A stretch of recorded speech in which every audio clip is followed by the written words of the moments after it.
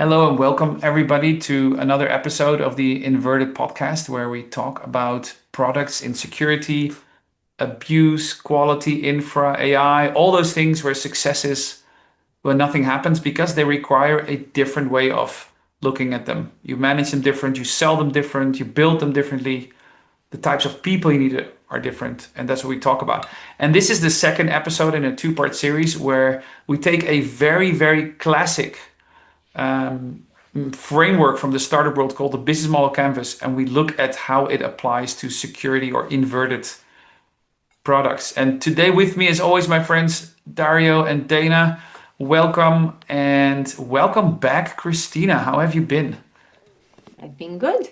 Happy to be back. Looking forward Yes. to finalizing the work from last time.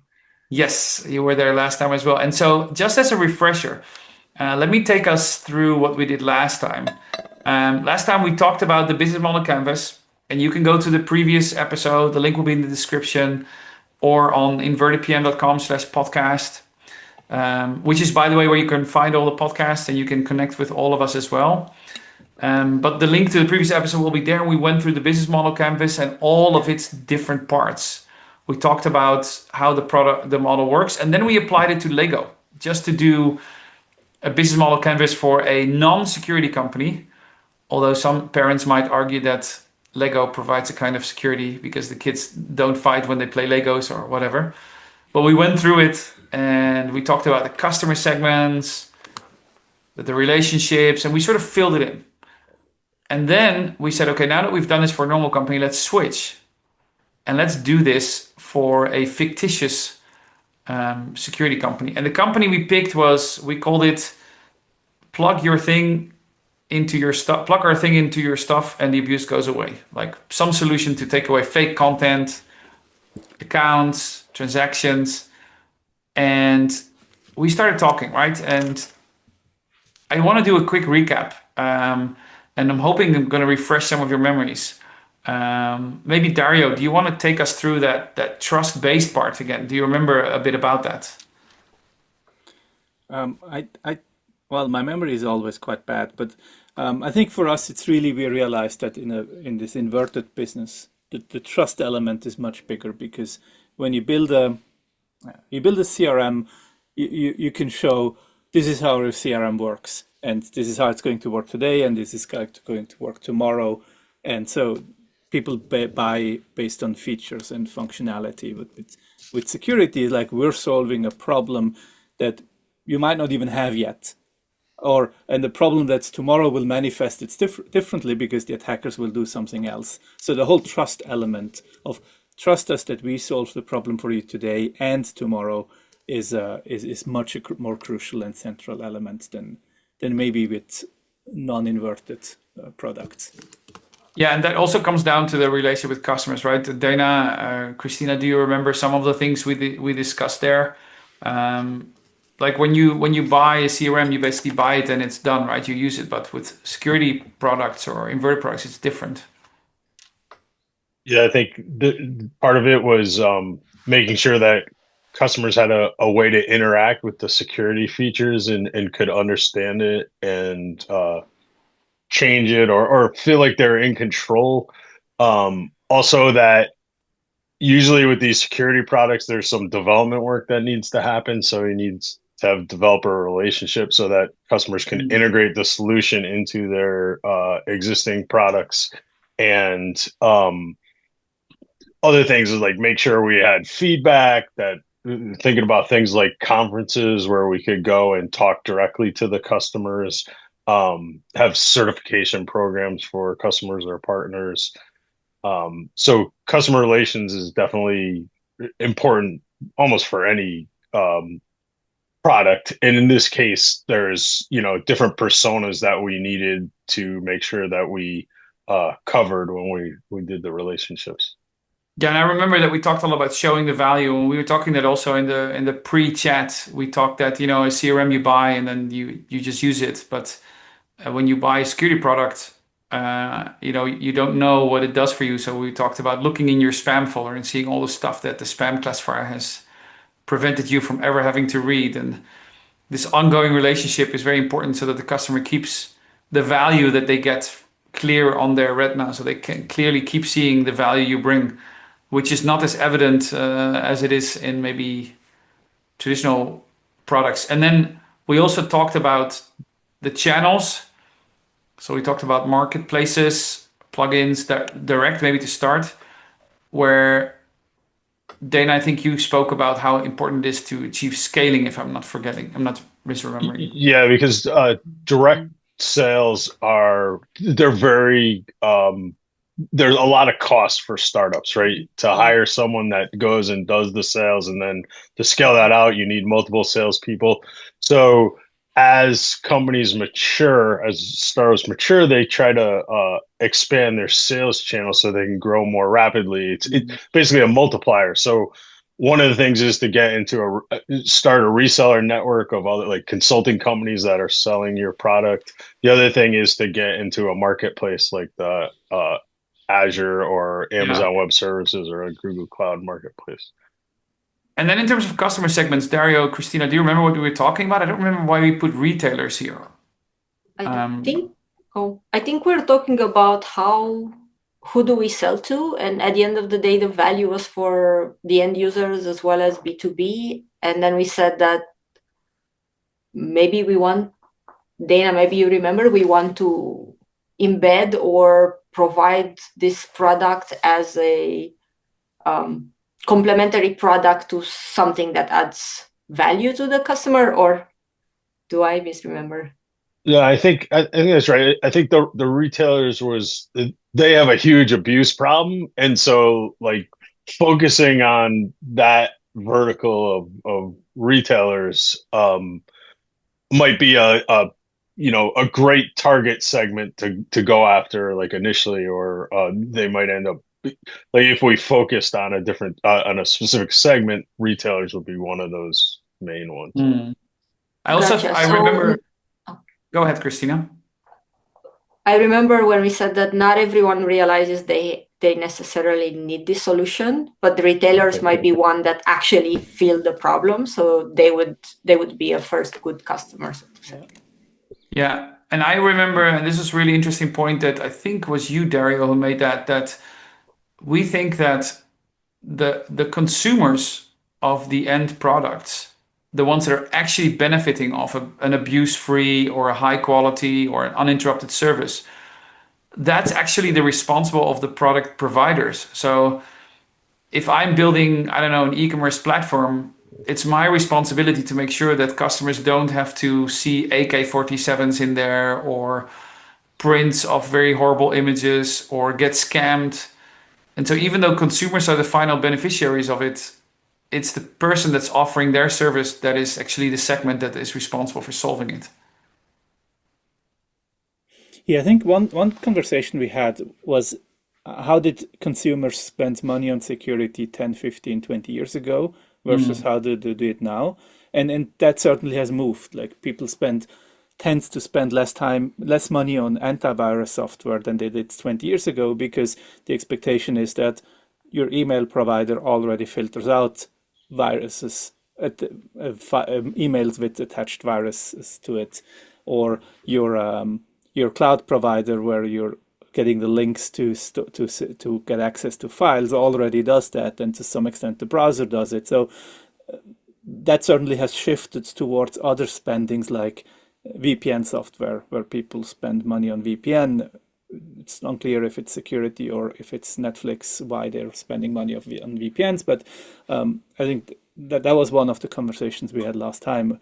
And that's also the retailer puts it in as a channel, puts it in a different role, because in the past you went to insert retailers of your choice, like I don't know, Best Buy, Currys, Costco, Migros, wherever you are, and got your antivirus package. And that is not that has certainly changed, but people still spend money.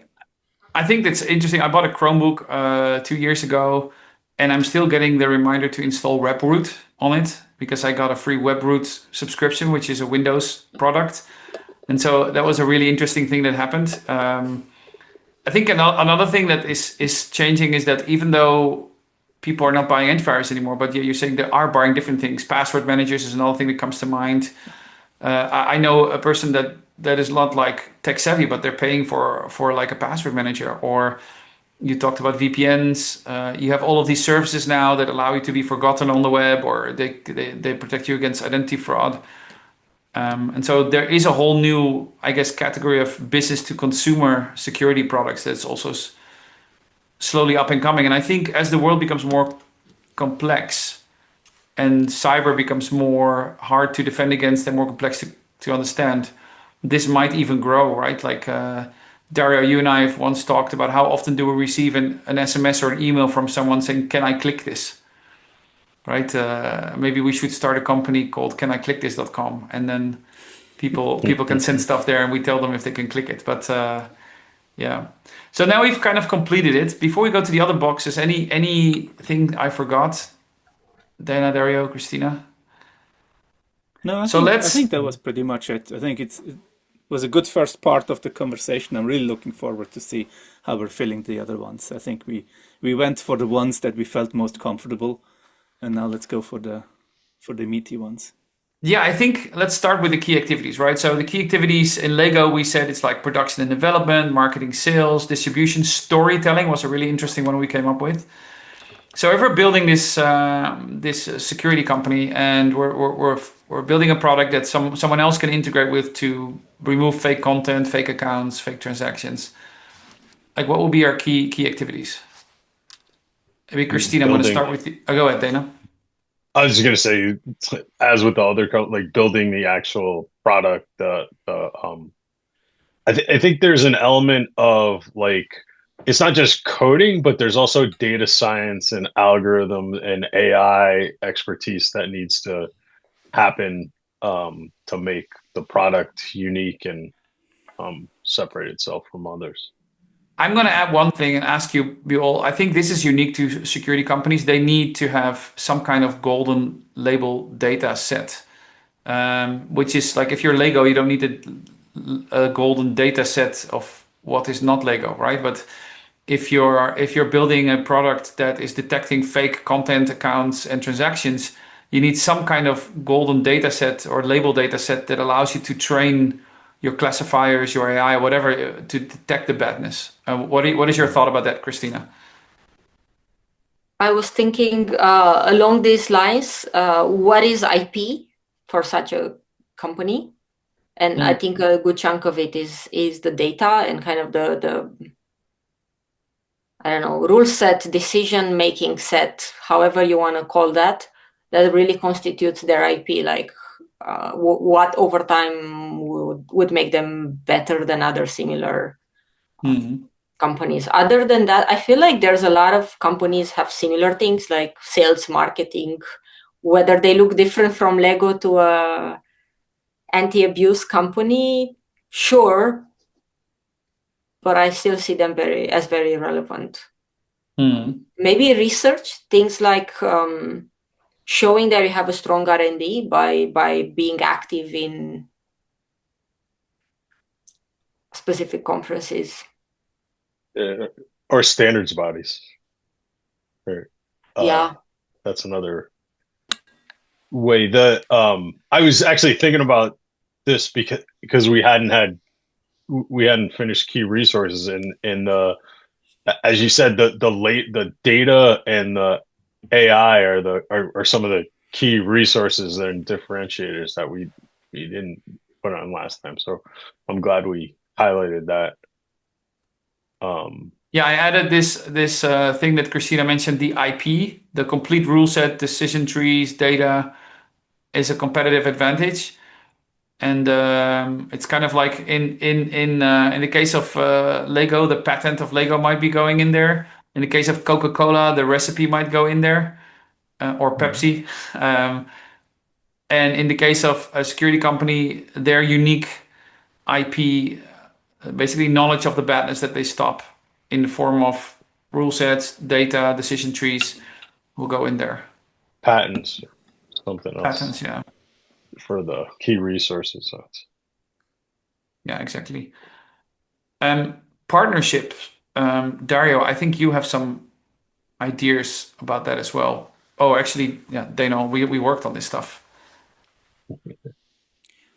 Yeah, I mean, there's certainly like I mean, we have data as an activity, or like gathering data, but like there's a cross-company, cross-platform, cross-industry data gathering. That is an important partnership. You mentioned standards bodies. If you're building something that either you want to make part of a standard, or you're already using a standard as your core capability.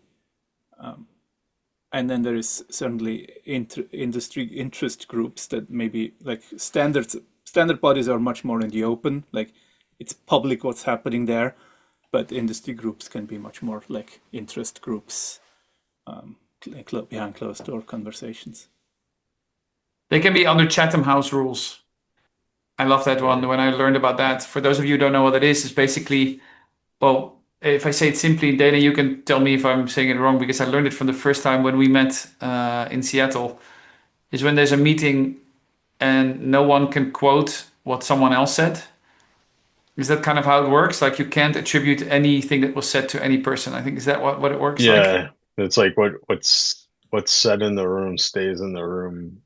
You can kind of derive thoughts from there, but yeah, no direct correlations, or it just allows for free flowing ideas between companies that you wouldn't normally think would get together, or entities.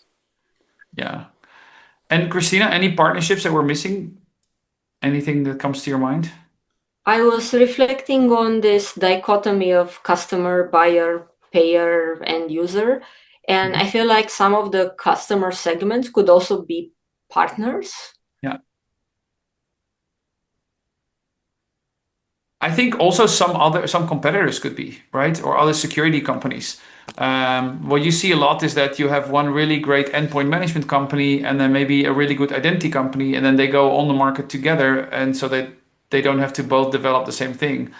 And criminals don't care if a victim uses 5 different apps to protect themselves.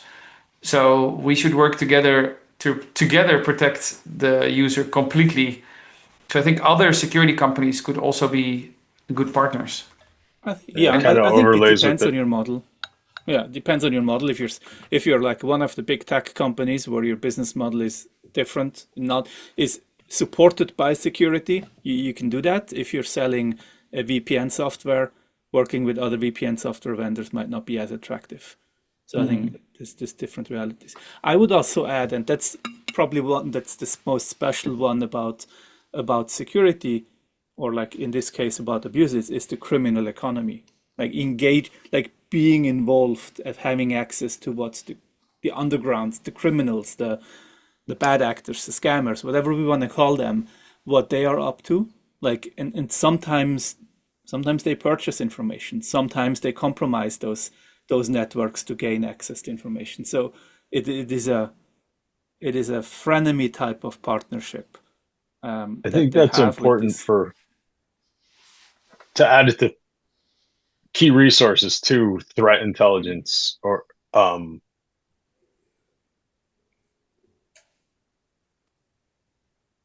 yeah. Good. And then you forgot, of course, government and key partnerships. So give me a second, I just need to plug in power.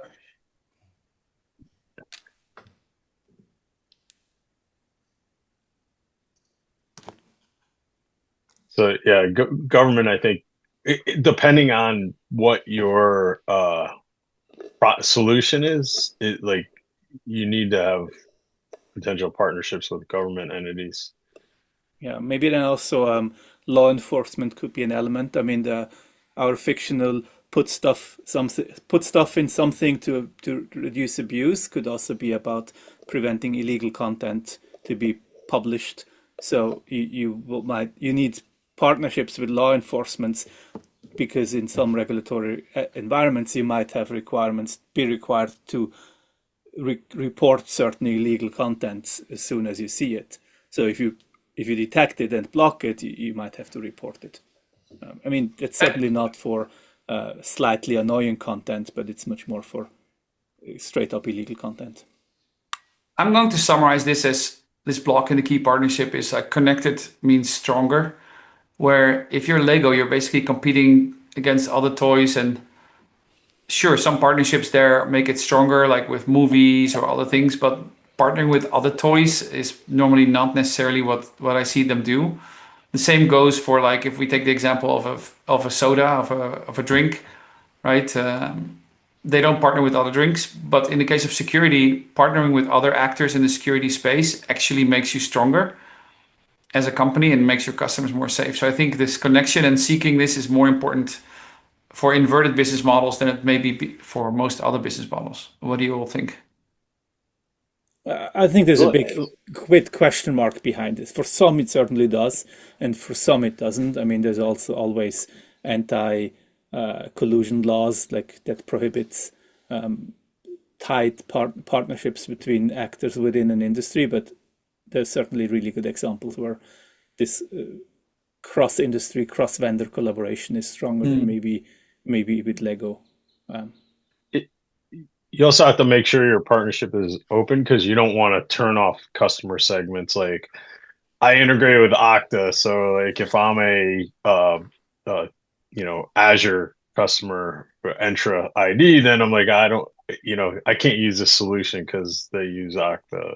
Just for an example, right? So you need to be more open with how you partner and do your integrations. Right. So we've talked about resources, activities, and partnerships. Let's talk about the cost structure. If we're building this inverted product that's helping our customers detect abuse, fake content, fake accounts, fake transactions, what is our cost structure, and what are things that are different from traditional companies, and what are things that are the same? I think your development resources, you have some cost into that. Another another thing that actually that applies to security companies, depending on your model, is the cost of your platform resources, right? Because if you're intercepting, transactions and there's a huge attack that all of a sudden you have a spike in sessions that you need to look at, it could be a huge cost that your company has to absorb for that platform. So particularly with security products and being subject to attacks, you need to make sure you account for that. Make sure your customers are paying the correct fees, that you're not getting overwhelmed by your platform costs.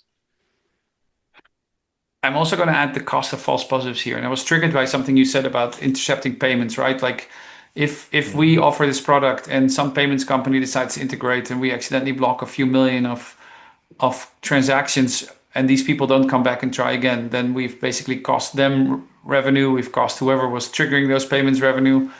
And somehow we're probably going to pay for that. That's somehow going to be, there's going to be provisions either in our pricing or we'll have to insure ourselves against that or something. So there's going to be the cost of false positives.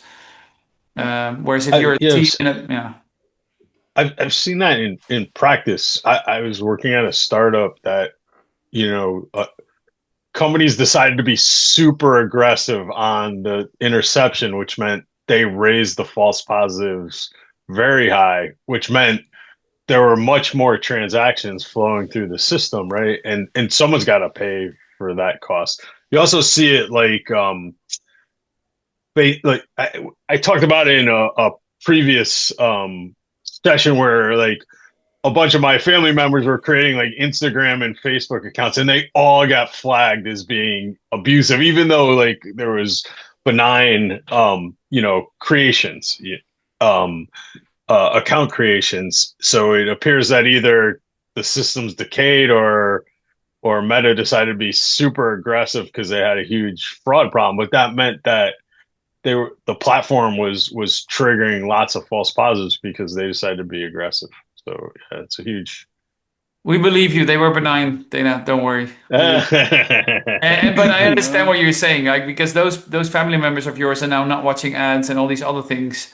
Even though they didn't intend to. We all know, like, I installed Facebook Marketplace to sell an item, and then now I'm looking at it too much. When you make an account, there's a good chance you make, so it's a revenue loss, etc. Christina, is there any other cost that you think a security company would incur that's not like the same as a traditional company? I've already added cost of goods sold, like product salaries, raw materials, probably not so much, unless it's a hardware company. Equipment, yeah, maybe less. I think the platform, I read that as the subscription to your favorite cloud provider, unless you want to build the whole stack. And another thing, depending on if this is a startup, as far as I know, one can buy, unless it's open source and freely available, some of the threat intel, right? I don't know if there's a market for that somehow. But yeah, if we assume this company has the patents and the research in-house, then that's not necessarily the case. No. I think another cost, and maybe we kept this in platform, is the current cost of using AI, right? So if you want to use AI to either help your customers make sense of the data we stop or interpret images or whatever, then there's going to be cost per token that is Lego. Once they put out the set, they don't have any more cost. So it means that we used to say that there was very low marginal cost on SaaS, but with products that are using machine learning or AI in the background, that marginal cost is no longer zero. Because whenever someone uses it to evaluate an image, there might be additional cost. And so the whole growth model of this company now has to change, right? It's not like we build it once and then we sell 100,000 of them and then it's like 95% gross margin. It's just bug fixes. No, now every time someone uses my product, I might incur a few dollars of cost for tokens. So I'm going to say cost of running AI.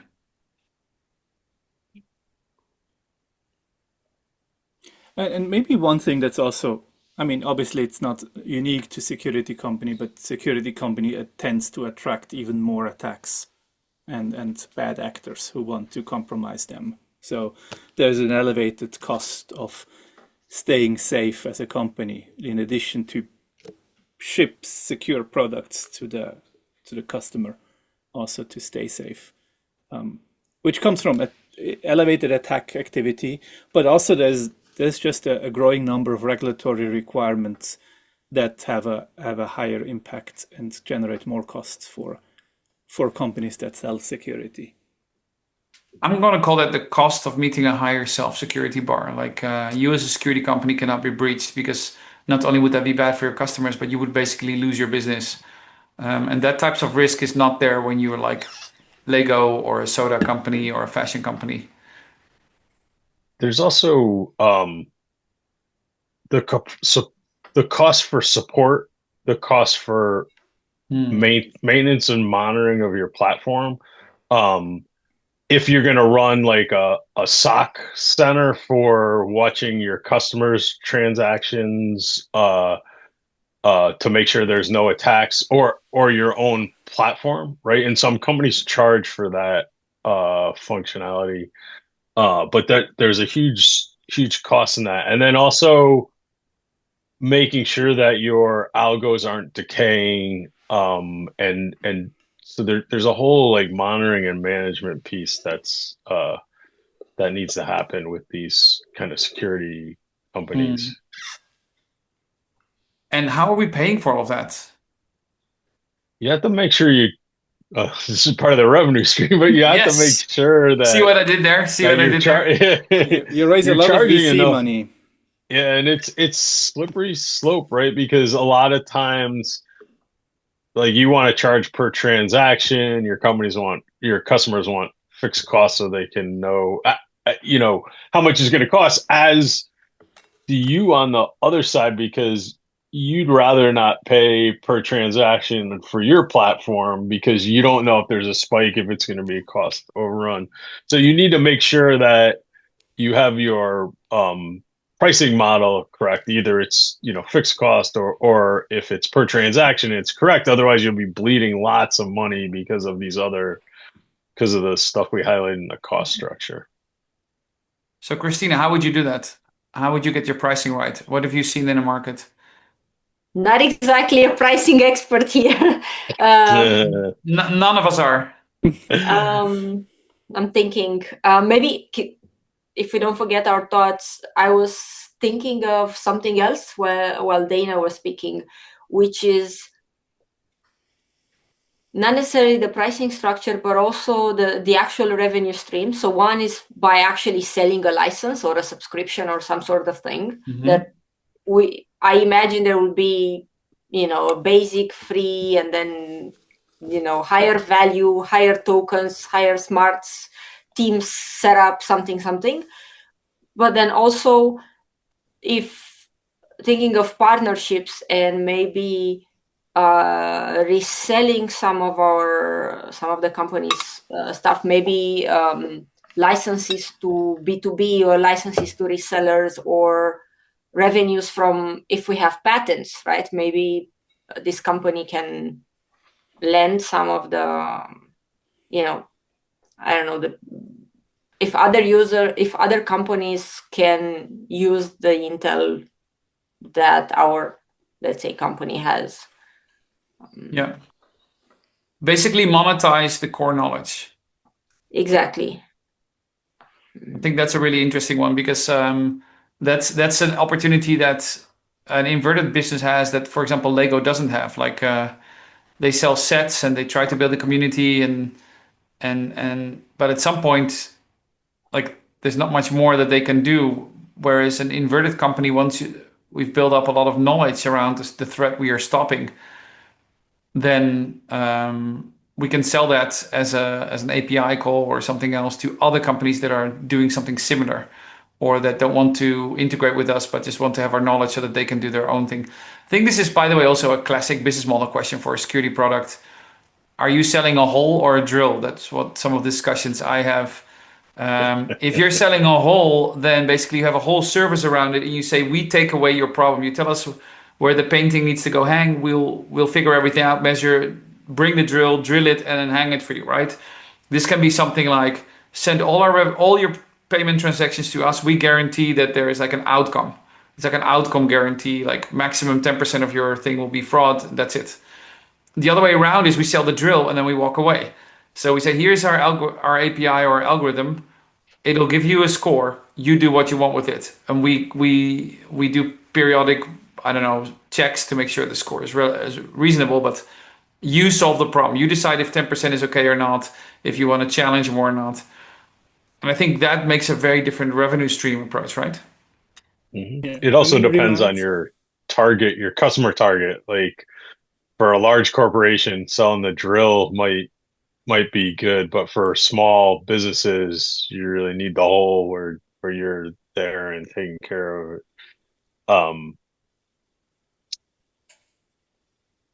So did you want to talk more about how to set pricing and stuff? Because I've worked on some of that in the past. I'm happy for whatever anybody wants to add in this box, and then we'll wrap it up.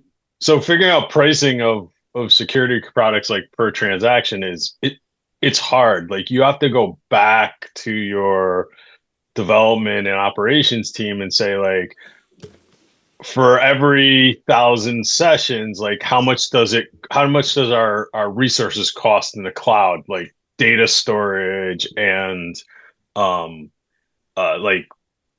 read-write actions and network bandwidth, right? Because the cloud providers charge for almost everything, and you have to anticipate like for spikes and there's lots of different variables, so you need to make sure, and then you need to factor in like how much does it cost for support, and so you're basically looking at your whole cost structure, trying to figure out how much that costs per what the customer is going to buy, like 1,000 transactions, 10,000 transactions, or like we're going to just sell it as a fixed cost.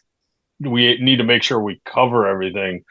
And then you try to, set your price level so that you at least make some money. And when you start, you probably have thinner margins than when you're a growing company. And then you also have to figure out, like, is support free, or do we charge per incident, or like there's a bunch of other ways to monetize, monetize your product for the company, for the customer who's buying it. And you're trying to strike a balance between how much your solution is going to cost if you're covering, your how much your platform and all the costs of running your business, and then comparing that with competitive offerings to make sure you're aligned. And and sometimes it's hard. A larger competitor has cheaper platform costs, right? Because they're doing much higher volume, and so their margins can potentially be larger. So figuring out how to charge for a security product is not easy. So would you say you do basically a calculation where you say, okay, what value are we going to create for the customer? So in this case, let's say we think on average we stop $1 million worth of fraudulent transactions per year.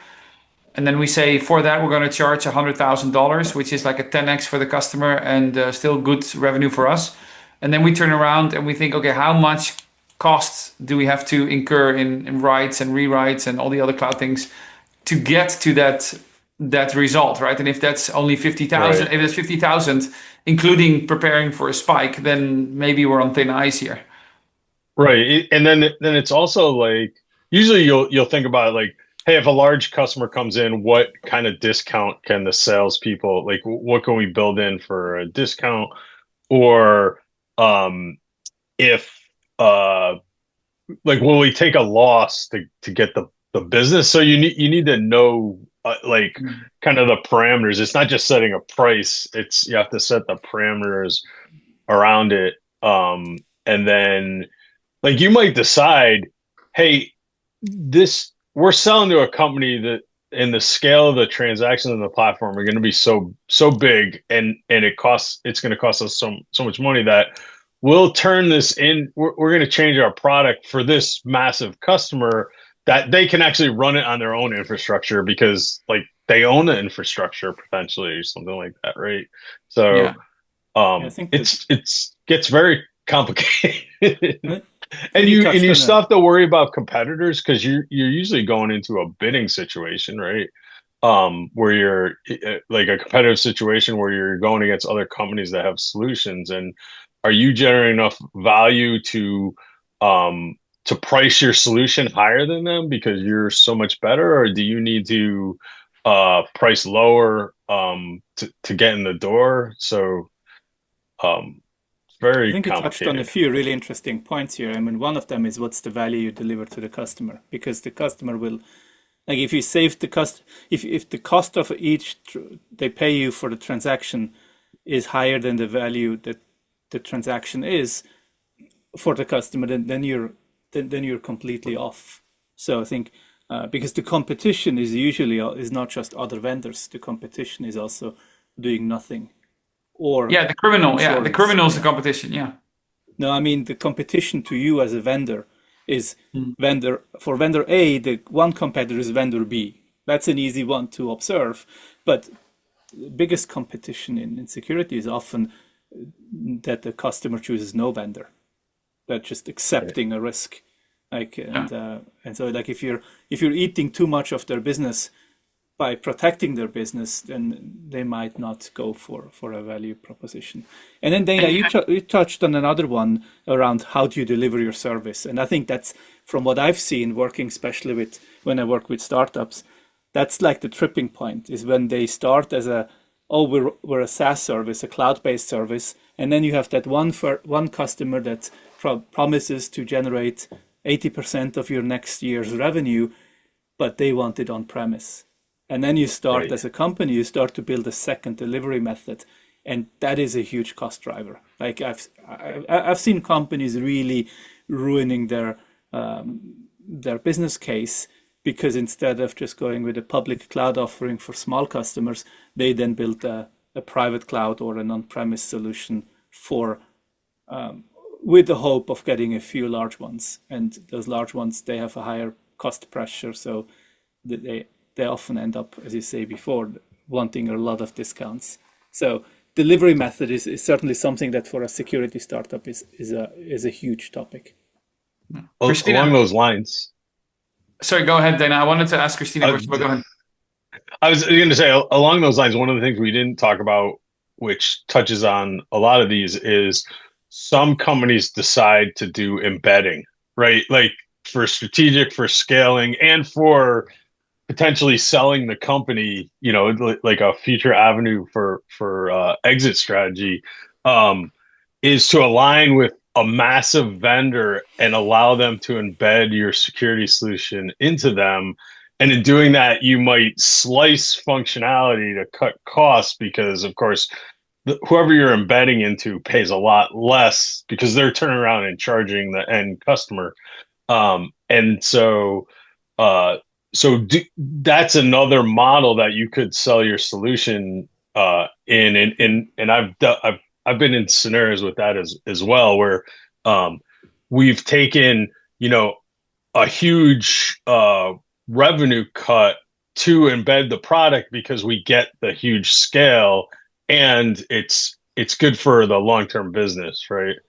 And for possible acquisition and there's a lot of positives that come out of it. There's also a lot of burden. You might have to change your product, as Dario was talking about, so adding on costs, and then you might need to, because the company you're embedding into is paying a lot less, you might have to figure out how to cut costs on for the embedding, the product that ends up being embedded. So, Christina, any final thoughts on our inverted business model canvas? Like any of the boxes that stand out to you, anything we've missed, anything you've observed that you think we should discuss? We've covered a lot in 2 podcast episodes, and we can probably do 1 episode on each of these boxes, and maybe we should. But pricing by itself, we could even do a case study on it. But any final thoughts, Christina? One thought that occurred to me when Dana was just talking is, if I almost see doing this exercise for our make-believe company in the beginning, and almost like maybe every 6 months or whatever makes sense, right? When you mentioned, okay, maybe we embed, right? I think it would be prudent to have another copy of this and figure out if you still want both of them, or if you're thinking about an exit strategy, maybe the other one gets obsolete somehow. So your point is, yeah, you can do an inverted business model for your startup idea, but maybe 6 months down the line, you have to redo it whenever you face key choices, because an embedding strategy gives totally different partnerships, activities, resources, value propositions than a direct to consumer security business or just a B2B one. So we should periodically review this. And I think I remember this from my startup days as well, that we were told to, as you say, every 6 months, just go back and see, does it still fit? And are we investing everywhere, etc. Right, because you evolve at such a rapid pace. You have to keep Yes. going back to this to make sure that your assumptions that you made originally are correct, and the market hasn't changed. And so as a startup, you need to continually evolve, and this is a good tool that you can use to see how far you've come and where you really need to go. Yeah, and make sure you don't forget anything. And Right. yeah, this has been another really great conversation. Thanks, Christina, Dana, Dario, for another great conversation about inverted products, inverted businesses. And we've again concluded that everything for these inverted products is different than from normal products, and they require different thought. We'll put this inverted business model canvas on our invertedpm.com website, so you can find it there, download it, play with it, and use it as you please. And for now, I'm going to say, like every week or every episode, thank you so much for listening, watching, wherever you are. And just remember that saving one bad interaction for user is worth it. And see you next time. Bye-bye.